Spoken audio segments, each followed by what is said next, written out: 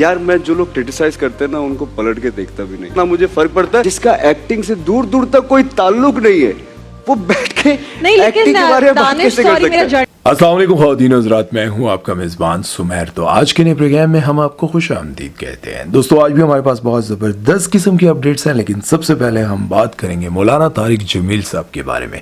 तो जैसे कि आप सभी जानते हैं कि मौलाना तारिक जमील साहब पर कोई ना कोई कंट्रोवर्सी बनती रहती है।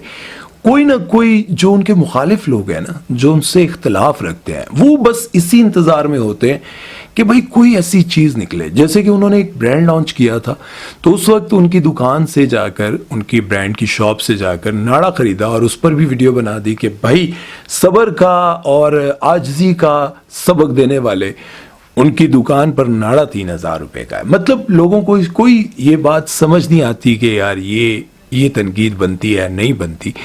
और इसी तरह से जो लोग भी उनके साथ इंटरव्यूज़ करना चाहते हैं, उनके साथ प्रोग्राम करना चाहते हैं, तो वो भी कुछ ऐसे ही सवालात लेके जाते हैं जिससे वो चाहते हैं कि कोई कंट्रोवर्सी बने। सबसे पहले इरशाद भट्टी जो कि एक एंकर पर्सन है, तज्जियाकार हैं, उन्होंने मौलाना तारिक जमील साहब का इंटरव्यू किया और उस इंटरव्यू में उनसे ये सवाल किया कि इमरान खान को आप कैसा पाते हैं, इमरान खान आपको क्या लगता है कैसा इंसान है। तो उन्होंने कहा कि सच्चा, दिलेर, ईमानदार।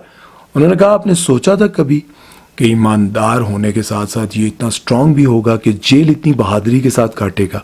उन्होंने कहा कि जब मैं इमरान खान से मिला था, जब वो वज़ीर आज़म बने थे, तो मुझे लगा था कि ये बहुत सच्चा इंसान है, ये बहुत पायदार इंसान है, दिलेर इंसान है, और उस जैसा लीडर मैंने आज तक नहीं देखा। उनसे एक और सवाल किया, वो आपको अगर इतने ही अच्छे लगते हैं तो आप जेल में उनसे मिलने क्यों नहीं गए। तो उन्होंने कहा उनको कोई मिलने ही नहीं देता, उनसे कोई बात नहीं करने देता। मैं क्या, बाकी जितने लोग जाते हैं, बड़े बड़े लीडर जाते हैं, उनको नहीं मिलने देते।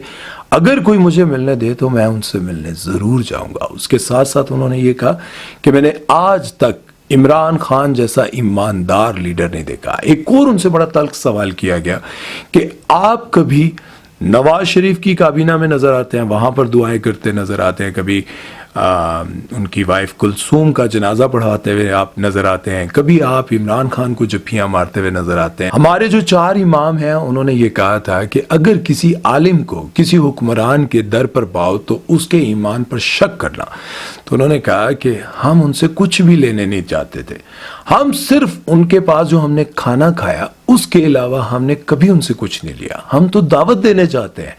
और 1992 से लेकर आज तक मैंने जिन जिन हुक्मरानों से मुलाकात की, उनसे सिवाय खाने पानी चाय के अलावा मैंने उनसे कभी कुछ नहीं लिया। उसके साथ साथ उन्होंने ये भी बताया कि नवाज शरीफ से जब मैं मिलने गया तो मेरी बीवी को उन्होंने एक बैग गिफ्ट किया था, उस बैग के अंदर जेवरात थे, तो उन जेवरात को मैंने सदका कर दिया था।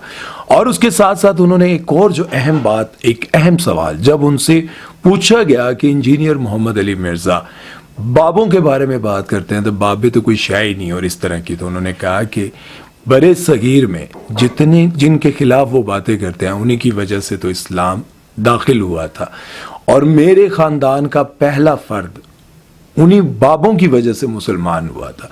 बहुत तफसील से उन्होंने ये बातें की और मैं यकीन जाने मौलाना तारिक जमील साहब को इस रूप में देख के बड़ा हैरान हुआ कि उस वक्त में जब सभी लोग इमरान खान से उनके ऊपर बात करते हुए डरते हैं, तो उन्होंने इमरान खान का साथ दिया, उनके हक में बात की कि वो सच्चा है और इद्दत ये तो कोई केस ही नहीं, सारे झूठे केस। ये बात उन्होंने की और जिस पर मैं बड़ा हैरान हुआ, क्योंकि उससे पहले मैंने तारिक जमील साहब को कभी भी इस रूप में नहीं देखा था। बहरहाल अगर आपने वो इंटरव्यू देखा है और ये बातें जो मैंने आपको कही हैं, इसमें मैंने कोई अपने पास से एक लफ्ज़ भी नहीं लगाया, जो मैंने सुना वो आप तक पहुंचाया है। आप लोग इस बारे में क्या कहते हैं? और आप लोगों में से बहुत सारे लोग ये बात जानते हैं कि मैं कभी भी झूठी खबरें लेकर नहीं आता। इस बारे में आप लोग अपनी राय ज़रूर दीजिएगा। चलते हैं नेक्स्ट खबर की तरफ और बात करते हैं नसीबुल्लाल के बारे में। तो नसीबुल्लाल ने पहले अपने शोहर के ऊपर केस किया कि ये मुझे मारता है, पीटता है, और एक उन्होंने ऐसा वाकया सुनाया जिसकी वजह से उन्होंने उन पर केस किया। नसीबुल्लाल आपको पता है कि वो एक बड़े ही पसमानदा इलाके से ताल्लुक रखने वाली, और अब भी वो अपने ही उन्हीं लोगों में रहती है जहां पर ये क्या कहते हैं, बहुत करीब गुरबा और गायक लोग रहते हैं। मैं मतलब इनके बारे में लोग ये भी कहते हैं कि मरासी ख़ानदान, और ये वो मतलब ये अभी तक वहीं पर रहती हैं। اور اپنے ہی علاقے سے اپنی گلی سے انہوں نے کروڑوں روپیہ کمانے کے باوجود اپنی گلی سے لا تعلقی نہیں کی.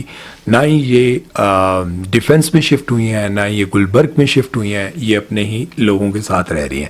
تو انہوں نے کہا کہ میرا شوہر گھر میں داخل ہوتا ہے تو آتے ہی اس نے مجھے مارنا شروع کر دیا کسی بات پر, اور اس نے اینٹ میرے منہ پر ماری, جس کی وجہ سے میں نے اس پر کیس کیا. لیکن کچھ ہی دیر بعد انہوں نے اپنے شوہر کو معاف بھی کر دیا. لیکن یہاں پر ایک اور آپ کو بات بتاتا چلوں, ان کے جو ہسبینڈ ہیں وہ ہمیشہ سے ان کے ساتھ رہے, مطلب جہاں بھی یہ گانے کے لیے گئیں, جو بھی کیا. اور زیادہ تر لوگوں کا یہی بھی کہنا ہے کہ آج تک اگر نصیب اللال نے اپنا لائف سٹائل چینج نہیں کیا تو صرف ان کے شوہر کی وجہ سے, کیونکہ یہ جو پیسہ کماتی تھی ان کا شوہر بلا وجہ کا وہ ضائع کر دیتا تھا اپنی عیاشیوں میں, جس کی وجہ سے آج تک نصیب اللال اپنا لائف سٹائل چینج نہ کر پائی. اور اس کے ساتھ ساتھ میں یہ بھی کہنا چاہوں گا کہ نصیب اللال نے اپنی زندگی میں بہت پیسہ سب کچھ کمایا, لیکن انہوں نے کچھ نہیں بنایا, تو یہ ان کی اپنی بہت بڑی غلطی ہے. کیونکہ دیکھیں, شوہر کو آپ سپورٹ کریں, میں ہمیشہ کہتا ہوں کہ شوہر کو سپورٹ کرنا چاہیے, لیکن اس قدر نہیں کرنا چاہیے کہ آپ جو پیسہ کمائیں اس کے ہاتھ میں دے دیں اور وہ اپنا لائف سٹائل اپنی عیاشیاں کرتا رہے, اور آپ کے پاس اتنا بھی پیسہ نہ بچے کہ آخر میں آپ کا بھی ویری سوری ٹو سے آپ کا بھی انجام وہی ہو جو باقی سنگرز کا ہوتا ہے. آپ کی زندگی مشکلوں میں اور پریشانیوں میں کٹتی رہے, اور آپ کے پاس اتنا روپیہ پیسہ نہ ہو کہ آپ اپنا آخری وقت سکون سے گزار سکیں. بہرحال اس بارے میں آپ لوگوں کی کیا رائے ہے کامنٹ سیکشن میں ضرور بتائیے گا. چلتے ہیں نیکسٹ خبر کی طرف اور بات کرتے ہیں دانش تیمور کے بارے میں. دوستوں, اس بات کو بڑے غور سے سننا ہے آپ نے اور بڑی ایمانداری کے ساتھ اپنی رائے دینی ہے. دانش تیمور سے ایک جو آج کل ان کا رمضان ٹرانسمیشن چل رہی ہے, دو چیزیں ان کے بارے میں بتاؤں گا. پہلی یہ, جو ان سے پوچھا گیا کہ یہ جتنے لوگ کرٹک ہیں, جتنے بھی لوگ کرٹیسائز کرتے ہیں آپ کو ڈراموں کے حوالے سے یا پھر آپ کی ایکٹنگ کے حوالے سے بیٹھ کر یہ لوگ سوشل میڈیا پر بات کرتے ہیں, تو ان کے بارے میں آپ کیا کہیں گے؟ انہوں نے کہتے ہیں کہ میں تو ان کو مڑ کر بھی نہیں دیکھتا. یار میں جو لوگ کرٹیسائز کرتے ہیں نا ان کو پلٹ کے دیکھتا بھی نہیں. نہ مجھے فرق پڑتا ہے, میں پرٹیکولرلی آپ کی بات نہیں کر رہا, کوئی بھی شخص جس کا ایکٹنگ سے دور دور تک کوئی تعلق نہیں ہے وہ بیٹھ کے ایکٹنگ کے بارے میں بات کیسے کر سکتا ہے؟ یہ اپنے سامنے ایک کرٹک یعنی کہ حسن چودھری کو بٹھا کر اس طرح کی بات کر رہے ہیں اور کہہ رہے ہیں کہ یہ لوگ جن کو ایکٹنگ کا پتہ ہی کوئی نہیں ہے وہ ہمارے اوپر جو ہے وہ تنقید کر رہے ہوتے ہیں. تو مجھے تو سمجھ سے ہی باہر ہے جن لوگوں کو ایکٹنگ کی الف بے نہیں پتا, وہ لوگ یہ بات کر رہے ہیں. اگر میں نے اس انڈسٹری کو اگر 18 سال دی ہیں, میں نے ایکٹنگ کیا 18 سال, تو 18 سال بعد اگر میں یہ کام کروں تو سمجھ میں آتا ہے. لیکن جو لوگ ایکٹنگ کی الف بے نہیں جانتے وہ یہ کام کر رہے ہیں.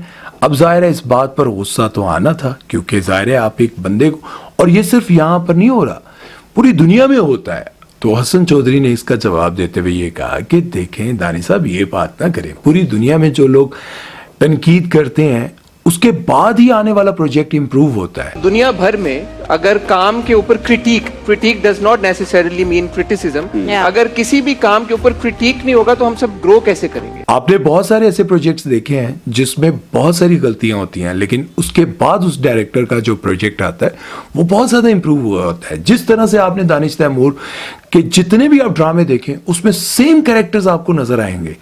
مطلب ہر طرف انہوں نے ایک غریب لڑکی سے محبت کی. مطلب آپ ان کے جتنے بھی یہ 5, 6, 7 ڈرامے دیکھ لیں, وہ لڑکی ایک غریب لڑکی سے محبت کرتے ہیں, وہ مانتی نہیں, اٹھا کے لے جاتے ہیں, امیر ہوتے ہیں, پھر اس کے بعد اس کی محبت میں اپنا پیسہ دولت سب کچھ چھوڑ دیتے ہیں, یا پھر اس کی محبت میں وہ نیک ہو جاتے ہیں. سیم کہانی ہے. تو ظاہر ہے ہم لوگ جو ڈراموں کے اوپر یا بے حیائی کے اوپر بات کر رہے ہوتے ہیں تو ہم کہہ رہے ہوتے ہیں نا کہ بھائی کوئی نیا کچھ نیا لے کر آؤ نا. مطلب یہ کیا ہے کہ آپ پاکستان کے اتنے بڑے ایکٹر ہیں, مطلب آپ کا ایک A+ کیٹیگری میں آتے ہیں آپ لوگ, لیکن اس کے باوجود آپ ایک ہی طرح کی کہانیاں, جب آپ کے سامنے اسکرپٹ آتا ہے آپ کو سمجھ نہیں آتی کہ یار دیکھیں پچھلے میں بھی آپ یہی تھے, اس میں بھی آپ یہی ہیں, آنے والے میں بھی آپ یہی ہیں, تو کیا چینج ہے آپ میں؟ اگر آپ نے 18 سال کام کیا تو آپ کو یہ بات سمجھ آنی چاہیے. ظاہر ہے ہم لوگ بیٹھ کر یہاں پر بات کر رہے ہوتے ہیں, ہم کہتے ہیں کہ یار یہ کیا ہے. اچھا, جب حسن چودھری نے یہ کہا کہ بھائی پوری دنیا میں لوگ کرٹیسائز کرتے ہیں اور ان کی ایک الگ فیلڈ ہے, اور وہ سارے ان میں سے کوئی ایک بھی ایسا نہیں ہوتا جنہوں نے ایکٹنگ کی ہو یا ایکٹنگ سے وہ ریلیٹڈ ہوں, بس ان کو یہ سمجھ آتی ہے, دیکھنے والے کو زیادہ سمجھ آتی ہے کہ اس کی ایکٹنگ اچھی ہے یا نہیں ہے. تو جب وہ یہ کام کرتے تو پھر دانش تیمور نے اس کا جواب دیتے ہوئے کہا کہ کرٹکس جو ہوتے ہیں پھر وہ اس سے پیسہ نہ کمائے, तो आगे से वो हंसते हुए उन्होंने कहा, वाह भाई, आप एक्टिंग से पैसा कमाए, डायरेक्टर डायरेक्शन से पैसा कमाए, राइटर लिखने से पैसा कमाए, और बाकी सब लोग भी पैसा कमाए, और हम जो क्रिटिक्स हैं वो पैसे ना कमाए। क्यों भाई? और बात भी सही है, क्यों हमको इधर बैठ के नेकी का काम आप लोगों को सिखा रहे हैं कि भाई आपने ये बेकार एक्टिंग की है, ये ड्रामा फ्लॉप जा रहा है, इसमें ये फलां सीन दिखाया है। हम लोग यहाँ पे कोई नेकी का काम आप लोगों को सिखाने के लिए बैठे हुए। तो बात सही है ना कि अगर आप एक्टिंग से पैसा कमा रहे हैं तो क्रिटिक्स क्यों ना पैसा कमाए? क्यों? वजह भाई अच्छी बातें हैं। ये तो दानिश तैमूर की बात है, मुझे समझ ही नहीं आई कि एक मेहमान को आप अपने प्रोग्राम में बुलाते हैं और उसकी इंसल्ट कर रहे हैं। भाई हसन चौधरी, आप कुछ भी ना समझे यार, कुछ भी ना समझे, यूट्यूबर समझ लें, यूट्यूब पे बैठ के वो प्रोग्राम कर रहा है, उसको आपने अपने प्रोग्राम में बुला लिया और उसकी इंसल्ट कर रहे हैं। क्यों भाई? उसके सामने बैठकर आप जैसे कितने स्टार्स जो हैं वो इंटरव्यूज दे रहे होते हैं। हम जैसे लोगों के साथ जिनके थोड़े से फॉलोअर सब्सक्राइबर हैं भाई, हमें बड़े बड़े लोग कह देते हैं भाई मेरा पॉडकास्ट कर लें, मेरा इंटरव्यू कर लें, और हमारे पास टाइम नहीं होता। वो भी आपके ही दोस्त होते हैं, वो भी आप ही की इंडस्ट्री के लोग होते हैं। उनसे कभी पूछा आपने कि भाई जब तुम्हारा ड्रामा या फिल्म आ रही होती है तो इन लोगों का सहारा क्यों लेते हैं? इन लोगों से प्राइवेट जाकर आप मैसेजेस क्यों करवाते हैं कि दानिश तैमूर के ड्रामे पे बात करें? या फिर मैं सिर्फ ये दानिश तैमूर की ये बात नहीं करूं कि उन्होंने मुझे मैसेज करवाया, लेकिन बहुत सारे लोग आपके ही चाहने वाले होते हैं जो आकर हमें बता रहे होते हैं कि इस फिल्म पर बात करें, इस ड्रामे पर बात करें, इसके सीन पर बात करें, क्योंकि हमारे बात करने के बाद लाखों लोग उधर जाते हैं आपका ड्रामा या फिल्म देखने के लिए। बहरहाल बड़ा बुरा लगा, लेकिन उसके साथ साथ दानिश तैमूर की एक बात बहुत अच्छी लगी, क्योंकि पिछले दिनों से मैं देख रहा हूं कि राबिया अनम वहां पर एक कंट्रोवर्सी क्रिएट करना चाह रही थी। जो दानिश तैमूर दूसरी शादी के हवाले से किसी भी आलिम से बात करते थे तो वो बार बार उनको तनकीद करती थी कि आपकी वाइफ इतनी खूबसूरत, आयजा इतनी बड़ी स्टार, आप बार बार दूसरी शादी के हवाले से बात क्यों कर रहे हैं? तो इसका जवाब उन्होंने बहुत अच्छा दिया। उन्होंने कहा कि 4 शादियों का हक मुझे अल्लाह ने दिया है, ये किसी इंसान ने नहीं दिया। और बहुत जबरदस्त जवाब था ये। अल्लाह ने मुझे 4 शादियों का हक दिया है, और ये तो मैं इनकी मोहब्बत में, जब तक मैं इनसे मोहब्बत करता हूं तब तक मैं नहीं करूंगा। अब लोगों ने इस बात को भी पकड़ा, ठीक है, मेरी अपनी मैनेजर ने इस बात को पकड़ लिया कि ये क्यों कहा कि जब तक इनसे मैं मोहब्बत करता हूं। ये कहते हैं ना कि मैं हमेशा इनसे, भाई जब तक ज़ाहिर है मोहब्बत जब तक रहेगी तब तक वो शादी नहीं करेंगे। इसको पकड़ने की जरूरत नहीं थी, लेकिन ये बात क्लियर करने की जरूरत थी कि भाई देखें, उन्होंने कहा कि 4 शादियों का हक मुझे अल्लाह ने दिया है। वो अलग बात है कि मैं करना नहीं चाह रहा, मैं अभी तक मैंने इरादा नहीं किया, और जब मैंने इरादा किया तो मैं कर लूंगा। और उन्होंने उसको ये जवाब देकर ये साबित किया है कि भाई वो आयजा से डरते शरते नहीं है, क्योंकि अगर वो आयजा से डरते होते तो फिर वो कभी भी ये बात ना करते। बहरहाल इस बारे में आप लोग अपनी राय जरूर दीजिएगा। इसको और भी खींचा जा सकता था, इसमें और भी बहुत सारे पॉइंट्स थे, लेकिन आप लोगों को समझ तो आ गई मैं क्या कहना चाह रहा हूँ। रोज़ा है, थक गया हूँ भाई, अपना ख्याल रखिएगा, दुआ में याद रखिएगा। इन सारी बातों का जवाब आप लोग कमेंट सेक्शन में ज़रूर दीजिएगा, मैं पढ़ूंगा, मुझे बहुत अच्छा लगेगा। अल्लाह हाफ़िज़।